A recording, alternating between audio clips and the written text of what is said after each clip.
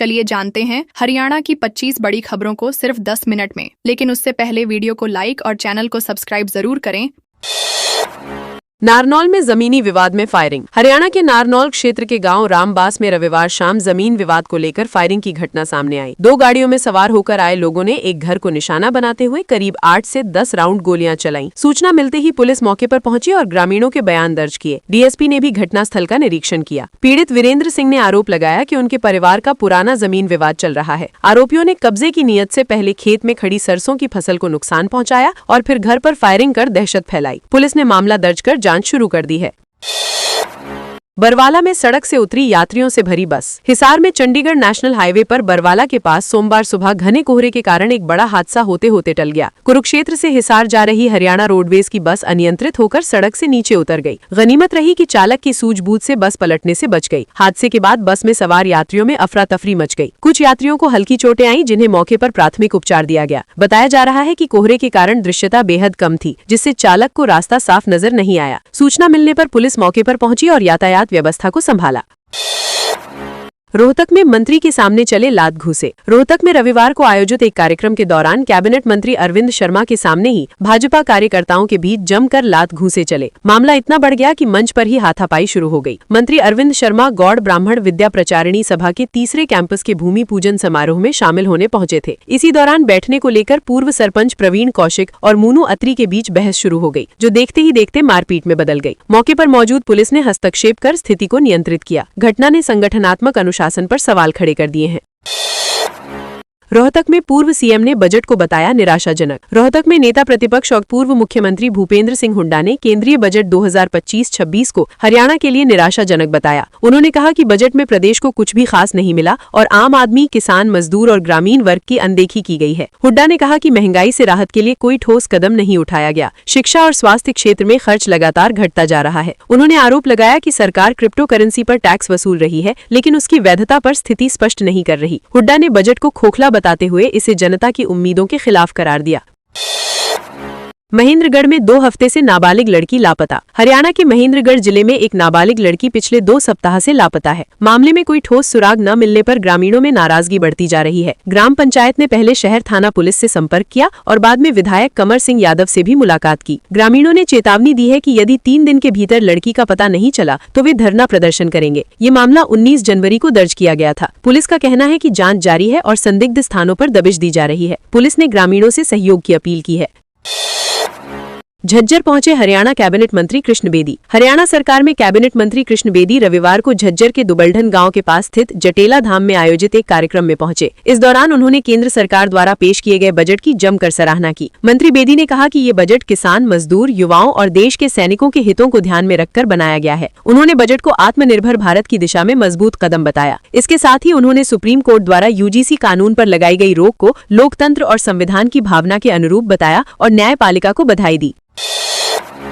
पलवल में स्वर्ण समाज ने फूका नए कानून का पुतला। पलवल जिले में रविवार को स्वर्ण समाज के लोगों ने यूजीसी के नए कानून के विरोध में शांतिपूर्ण प्रदर्शन किया। प्रदर्शन ब्राह्मण धर्मशाला से शुरू होकर शहर के प्रमुख मार्गों से होते हुए डीसी कैंप कार्यालय तक पहुंचा। इस दौरान प्रदर्शनकारियों ने यूजीसी रोल बैक करो और स्वर्ण एकता जिंदाबाद के नारे लगाए। मीनार गेट पर नए कानून का पुतला भी फूका गया। प्रदर्शनकारियों ने प्रधानमंत्री के नाम ज्ञापन सौंपते हुए आरोप लगाया कि नया कानून सामान्य वर्ग के छात्रों के साथ भेदभाव करता है। उन्होंने कानून को तुरंत वापस लेने की मांग की।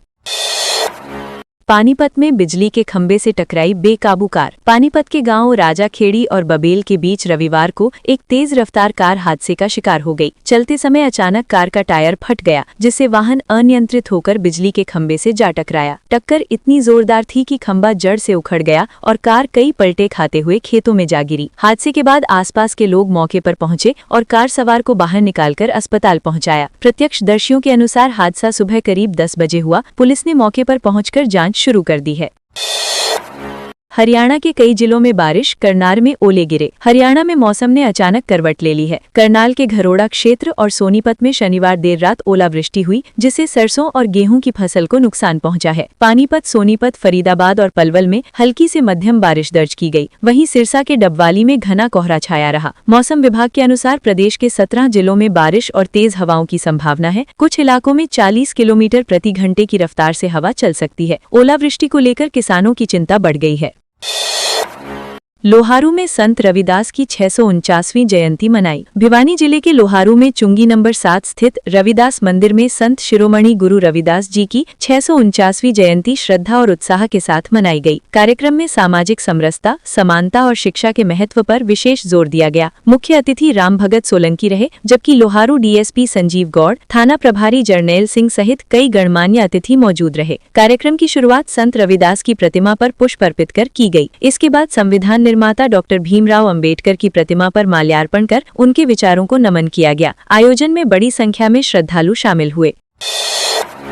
लोहारू में किसान मोर्चा का महापड़ाव 200वें दिन भी जारी रहा। भिवानी जिले के लोहारू उपमंडल कार्यालय में संयुक्त किसान मोर्चा का अनिश्चितकालीन महापड़ाव 200वें दिन भी जारी रहा। धरने को संबोधित करते हुए सीटू नेता सुखबीर सिंह ने घोषणा की कि 12 फरवरी को होने वाली राष्ट्रव्यापी हड़ताल में एसकेएम पूरी ताकत के साथ भाग लेगा। उन्होंने केंद्र सरकार पर नए श्रम कानूनों के जरिए मजदूरों का शोषण करने का आरोप लगाया। सुखबीर सिंह ने देश में बढ़ती आर्थिक असमानता पर चिंता जताते हुए कहा कि संपत्ति कुछ गिने चुने लोगों के हाथों में सिमटती जा रही है। धरने में बीज कानून 2025 पर भी आपत्ति जताई गई। कैथल में युवक को चाकू मार किया घायल। कैथल में गुरु रविदास की शोभा यात्रा के दौरान कहासुनी के बाद चाकूबाजी की गंभीर घटना सामने आई है। अंबेडकर चौक के पास मामूली धक्का लगने पर हुए विवाद ने हिंसक रूप ले लिया। आरोप है कि शुभम उर्फ लालू और उसके साथी हिमांशु ने एक युवक पर चाकू से हमला कर दिया। जब दूसरे युवक ने बचाव का प्रयास किया तो उसे भी घायल कर दिया गया। घायल यश ने पुलिस को शिकायत दी है। पुलिस ने आरोपियों के खिलाफ मामला दर्ज कर जाँच शुरू कर दी है। घटना से क्षेत्र में तनाव का माहौल बन गया है। सोनीपत मिनी सचिवालय पर पटवारियों कानून गो का धरना। हरियाणा में पटवारियों के निलंबन के विरोध में आंदोलन तेज होता जा रहा है। सोनीपत मिनी सचिवालय पर पटवारी और कानून गो धरने पर बैठे हैं। द रेवेन्यू पटवार एवं कानून गो एसोसिएशन ने सरकार को बुधवार तक निलंबन रद्द करने का अल्टीमेटम दिया है। संगठन का आरोप है कि संसाधनों की कमी के बावजूद काम का दबाव डाला गया और बाद में पटवारियों को निलंबित कर दिया गया। शुक्रवार को धरना दिया गया था, जबकि छुट्टी के कारण 2 दिन स्थगित रहा। सोमवार को फिर से धरना शुरू कर दिया गया है। मांगे न मानी गई तो आंदोलन तेज होगा।